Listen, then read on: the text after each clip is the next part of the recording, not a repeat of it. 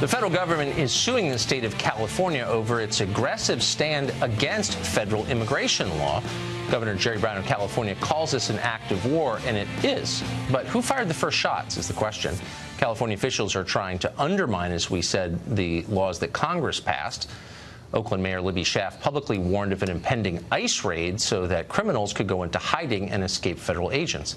Gubernatorial candidate Gavin Newsom, the former mayor of San Francisco, says that other local leaders should imitate her. Thomas Homan is acting director of ICE, and he joins us tonight. Mr. Director, thanks for coming on.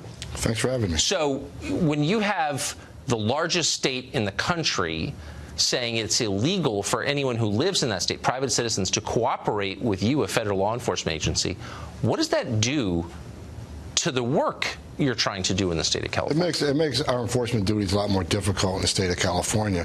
Rather than taking custody of a criminal alien who's a public safety threat inside the security and the safety of a county jail, right, where we don't have access to weapons, now we are forced to go into neighborhoods, places of employment to locate these public safety threats on their turf, where they could have access to who knows what weapons.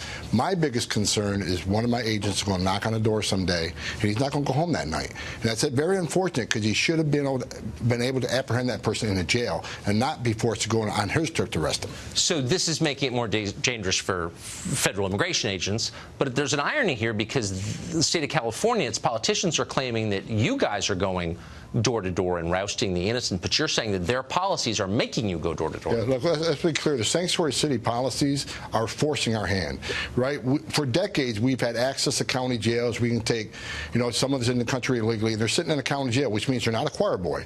The locals and state officials have made the decision to lock these people up.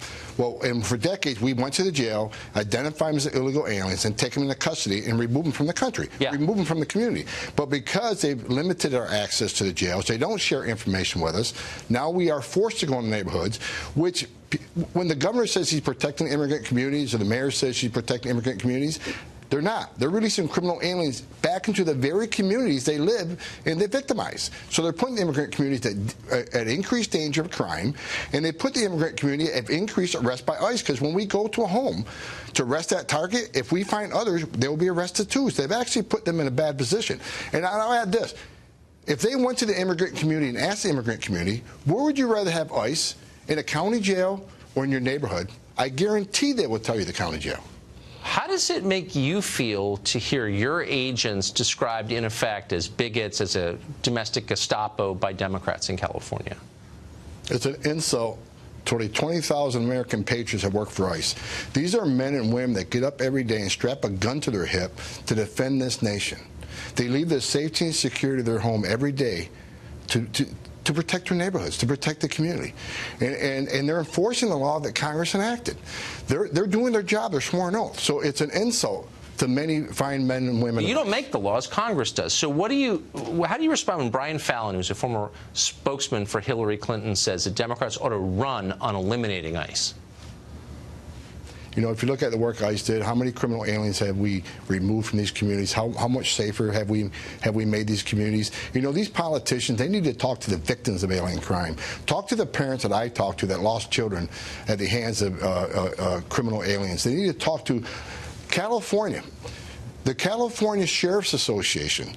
The governor's sheriffs came out in support of ICE. They did a press release last night. If I could read just one sentence in their press release, it shows Governor Brown is wrong on this issue. This has come from his own sheriffs. We oppose SB 54.